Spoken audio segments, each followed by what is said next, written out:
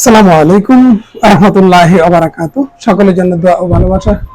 সুপ্রিয় শিক্ষার্থীরা, যারা দশম শ্রেণীতে এবছর যারা এসএসসি পরীক্ষা দিবে, আমি তাদের জন্য বাংলা ব্যাকরণ থেকে গুরুত্বপূর্ণ কিছু নৈর্ব্যক্তিক নিয়ে আলোচনা করব। শিক্ষার্থীরা যারা এসএসসি পরীক্ষা দিবে তাদের জন্য আমার এই প্রশ্নটা বই থেকে এমন ভাবে সাজানো, এলোমেলো আছে, কোনো ধারাবাহিক না, এবং গুরুত্বপূর্ণ দেখেই কিছু শব্দ সাজিয়েছি। দেখো, নৈর্ব্যক্তিকের মধ্যে প্রথমটা দিয়েছি সারি শব্দটি শব্দ জুড়ে কি অর্থে ব্যবহার আছে। এক নাম্বার, সারি শব্দটি শব্দ জুড়ে কি অর্থে ব্যবহার হয়েছে।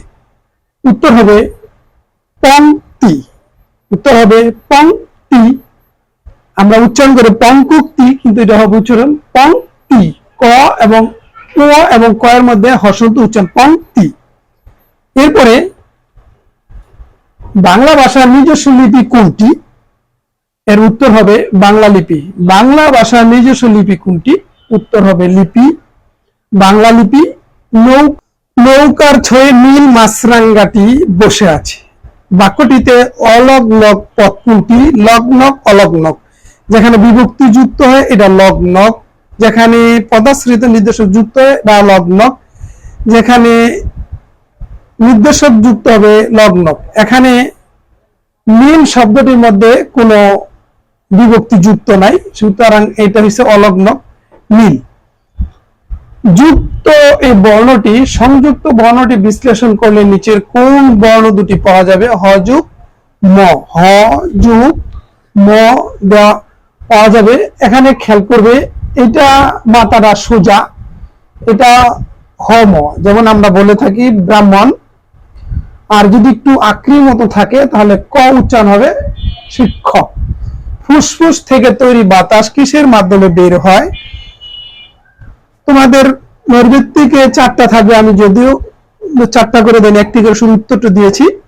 নাসারন্ধ্র ও মুখ বিবর কোনটি তাড়িত ব্যঞ্জনের উদাহরণ? খেয়াল করো, কোনটি তাড়িত ব্যঞ্জনের উদাহরণ?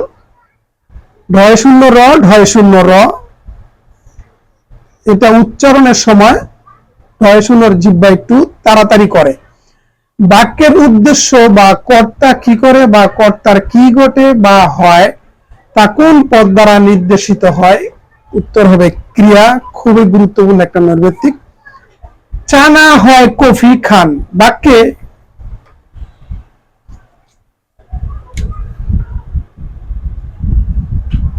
বাক্যে না কোন প্রকার যোজক? উত্তর বিকল্প যোজক।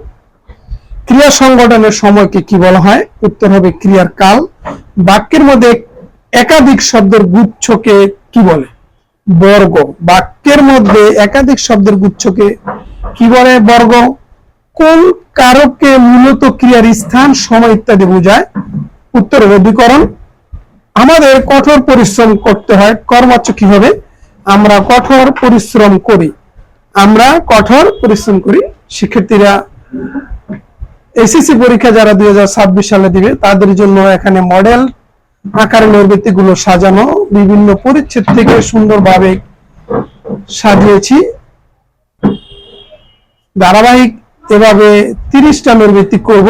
এখানে আমি দিয়েছি 1 2 3 4 5 6 7 8 9 10 11 12, আরো 18টি নৈর্ব্যক্তিক আমি ধারাবাহিক 2টি ক্লাসে দেখাবো।